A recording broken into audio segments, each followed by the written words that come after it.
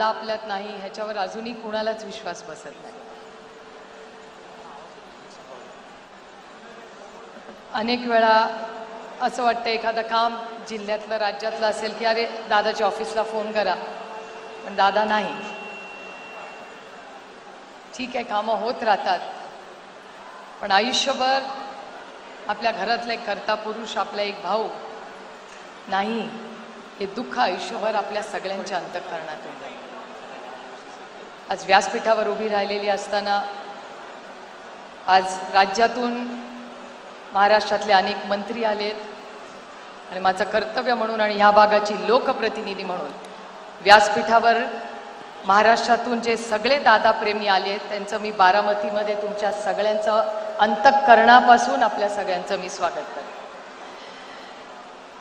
हा कार्यक्रम हा प्रचंड दुःखाचा आपला कार्यक्रम, वहिनींवर पण मोठी जबाबदारी पडली, त्यांच्या लेकरांवरही जबाबदारी पडली। पार्थ आणि जयला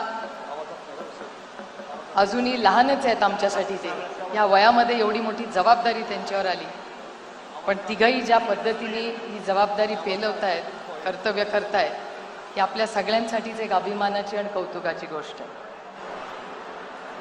मी स्वतः महाविकास आघाडीच्या वतीने माननीय सोनिया गांधी, माननीय उद्धवजी ठाकरे, माननीय राहुल गांधी, माननीय खड़गेजी, माननीय संजय राउत साहेब, अरविंद सावंतजी, आदित्य ठाकरे, हर्षवर्धन सपकाळ, शशिकांत शिंदेजी, जयंत पाटीलजी, माझे सगळे सहकारी आणि पदाधिकारी यांच्या सगळ्यांच्या वतीने वहिनींना शब्द देते की महाविकास आघाडीतला प्रत्येक कार्यकर्ता आणि जो बारामतीतला मतदार आहे तो वहिनींना ह्या इलेक्शनमध्ये ताकदीने त्यांच्याबरोबर उभा राहायला शब्द द्यायला मिळाला।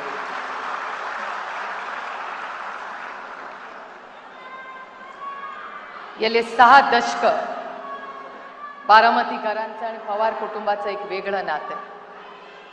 मला अभिमान वाटतो तुम्हाला सांगताना की मागच्याच आठवड्यात तामिळनाडूच्या इलेक्शनमध्ये काही चर्चा चालू होत्या दिल्लीमध्ये आणि बारामतीचा आवर्जून उल्लेख झाला।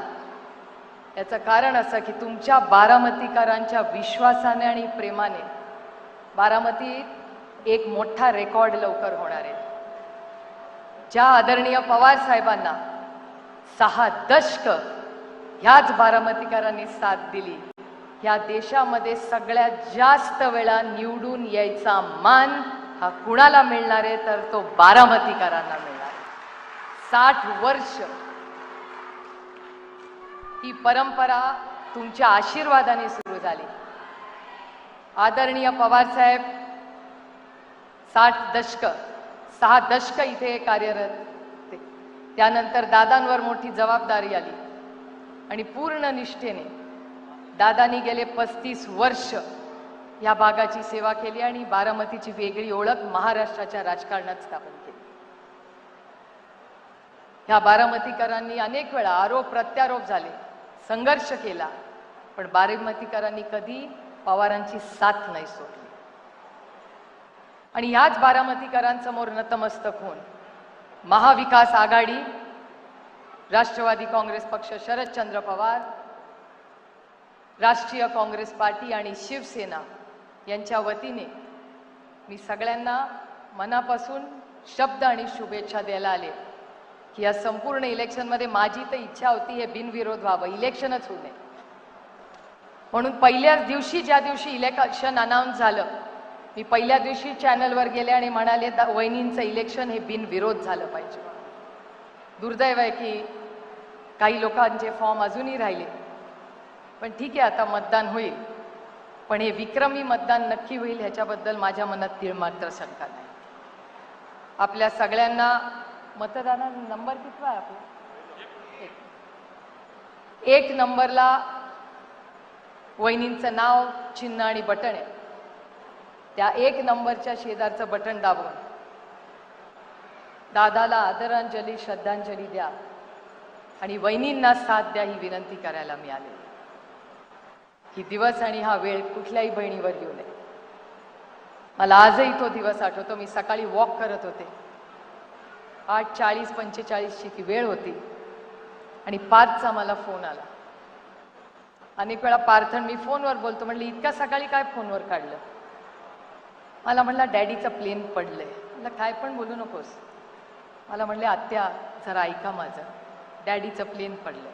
म्हटलं डॅडी कशावरनं त्या प्लेनमध्ये आहे, काहीतरी बोलू नको, चेक कर नीट. एका फोनवर तो माझ्याशी बोलत होता, दुसऱ्या फोनवर मुसळे इथे आहेत, मुसळेंना माहिती होतं आणि मुसळे, किरण गुजर हे सगळे तिथे होते. आणि तिथून ते व्हिडिओनी पार्थला दाखवत होते ही घटना झाली. आजही असं डोळे बंद करून गेलं वाटतं की काय तो दिवस होता, काय ती परीक्षा आहे, काय झालं की ही अशी घटना किंवा हा दिवस आपल्यावर आला. आजही मला विश्वास बसत नाही. ते प्लेन बघायची हिंमत मी पण केली नाही. त्या दिवशी हेलिकॉप्टरने मी आणि वहिनी एकत्र आलो. वहिनींना आणि माझ्यात तर हिंमत पण नव्हती. पार्थ म्हणला बघायचंय, म्हणलं मला नाही हिंमत बाबा बघायची ती. मी डोळे बंद केले तेव्हा, कारण का मला अजूनही अपेक्षा होती की कदाचित त्या विमानात दादा नसेलच आणि असला तर दादा त्याच्यातून चालत बाहेर येईल. आपण कशाला वाईट विचार करायचा. पण झालं ते झालं. आपण आता एक शब्द सगळ्या बारामतीकरांनी एकामेकाला दिला पाहिजे की दादाची जी स्वप्न आहेत ती आपण सगळी एकत्र मिळून पूर्ण करू. दादाची जी जी बारामतीची स्वप्न आहेत ही सगळी पूर्ण करण्यासाठी जी काही सहकार्य मदत आमच्या सगळ्यांची लागेल ती आम्ही सगळी नक्की करू. आणि बारामतीची आन बान आणि शान जी 6 दशक महाराष्ट्राच्या आणि देशाच्या राजकारणात राहिली आहे ती टिकून ठेवण्याची नैतिक जबाबदारी ही आपल्या सगळ्यांवर आहे आणि आमच्यावरही. आणि त्याच्यामुळे ती जबाबदारी मी पूर्णपणे पार पडीन. पुन्हा एकदा महाविकास आघाडीच्या वतीने आपल्या सगळ्यांना शब्द देते की या संघर्षाच्या काळात, या इलेक्शनमध्ये आणि पुढच्या या संपूर्ण विकासामध्ये आपण सगळे एकत्र राहू. दादाला मनापासून आदरांजली अर्पण करते, श्रद्धांजली अर्पण करते आणि आपली रजा घेते. जय हिंद, जय महाराष्ट्र, जय आघाडी.